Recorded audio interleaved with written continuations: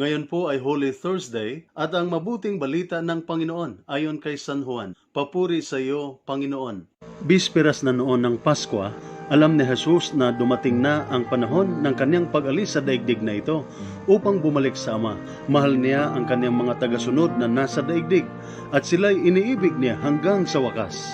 Sa panahon ng hapunan, iniligay na ng Diablo sa isip ni Judas na anak ni Simon Iscariote ang pagkakanulo kay Jesus. Nalalaman ni Jesus na ibinigay na ng Ama sa kanya ang buong kapangyarihan.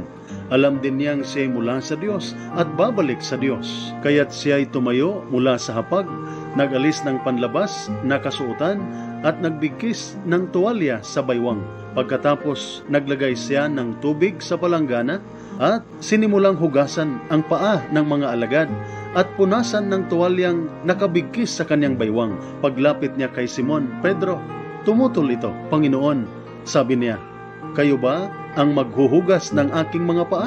Sumagot si Jesus, "Hindi mo naunawaan ngayon ang ginagawa ko, ngunit mauunawaan mo rin pagkatapos." Nagsalita uli si Pedro, "Hindi ko pahuhugasan sa iyo ang aking mga paa." Ngunit sinabi ni Jesus, "Malibang hugasan kita, wala kang bahagi sa akin." Kaya't sinabi ni Simon Pedro, "Kung gayon, hindi lamang ang mga paa ko, kundi pati ang aking mga kamay at ulo." Sumagot si Jesus, "Ang nakapaligo na ay hindi na kailangang hugasan, maliban sa kanyang mga paa, sapagkat malinis na ang buo niyang katawan, at kayo'y malinis na. Subalit hindi lahat, sapagkat alam ni Jesus kung sino ang magkakanulo sa kanya. Kaya sinabi niyang malinis na sila, subalit hindi lahat." Nang mahugasan na ni Jesus ang kanilang mga paa, muli niyang isinuot ang kanyang damit at nagbalik sa hapag. "Nauunawaan ba ninyo kung ano ang ginawa ko sa inyo?" tanong niya sa kanila. "Tinatawag ninyo akong guro at Panginoon, at tama kayo, sapagkat ganun nga ako. Kung akong Panginoon ninyo at guro ay naghugas ng inyong mga paa, dapat din ninyong gawin ito sa isa't isa. Binigyan ko kayo ng halimbawa upang inyong tularan ang mabuting balita ng ating Panginoon. Pinupuri ka namin, Panginoong Hesukristo. Muli ngayon po ay Holy Thursday, at ang Holy Thursday ay tinatawag din na Monday Thursday. Monday ay nagmumula sa salitang Latin na mandatum, na ang ibig sabihin ay command or order o utos, na ito ang araw na inutusan tayo ng Panginoon. At mahalaga po sa atin ang mga huling salita ng taong malapit ng pumanaw. Para sa atin, ang huling habilin ng taong mamamatay ay parang batas na kailangan nating sundin at tuparin.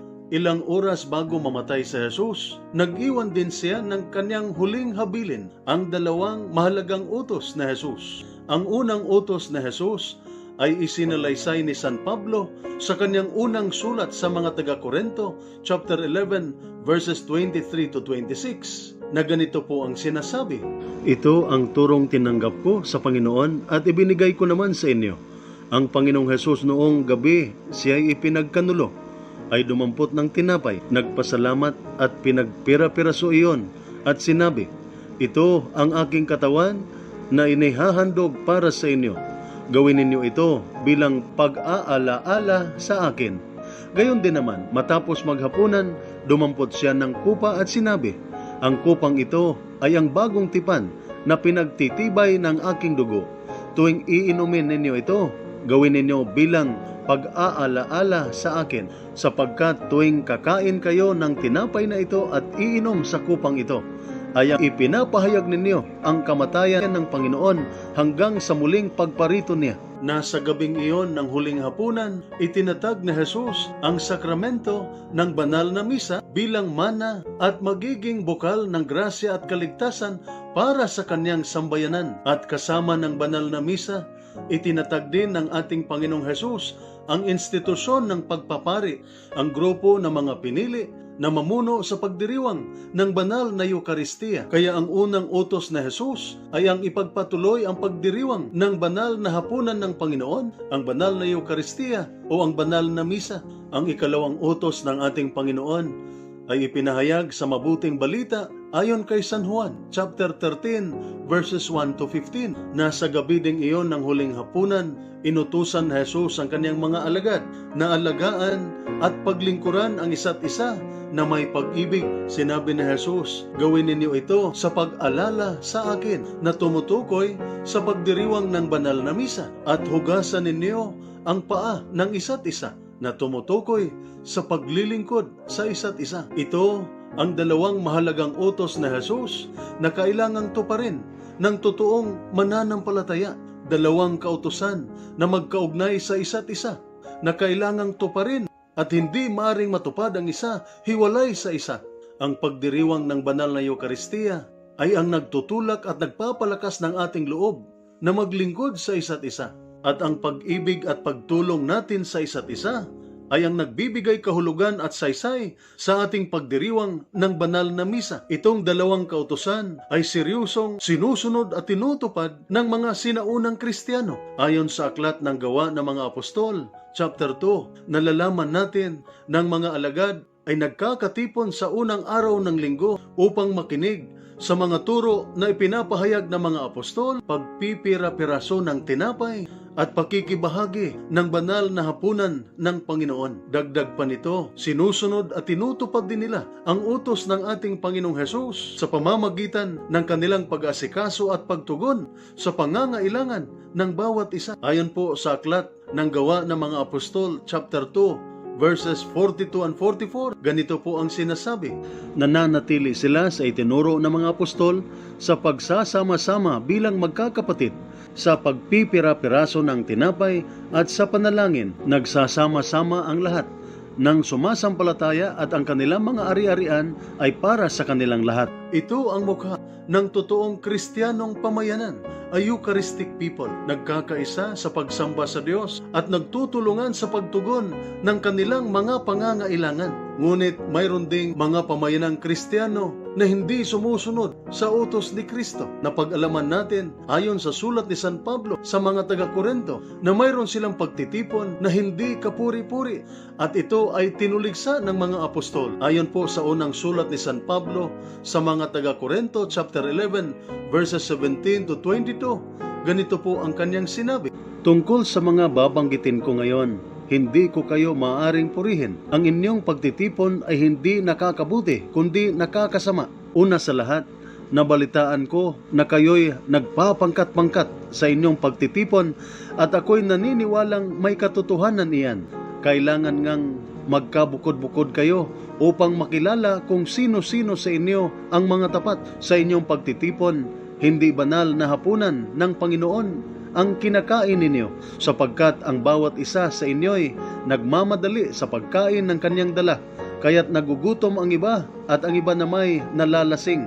Wala ba kayong sariling bahay upang doon kumain at uminom? O hinahamak ninyo ang iglesia ng Diyos at hinihiya ang mahihirap? Ano ang gagawin ko ngayon?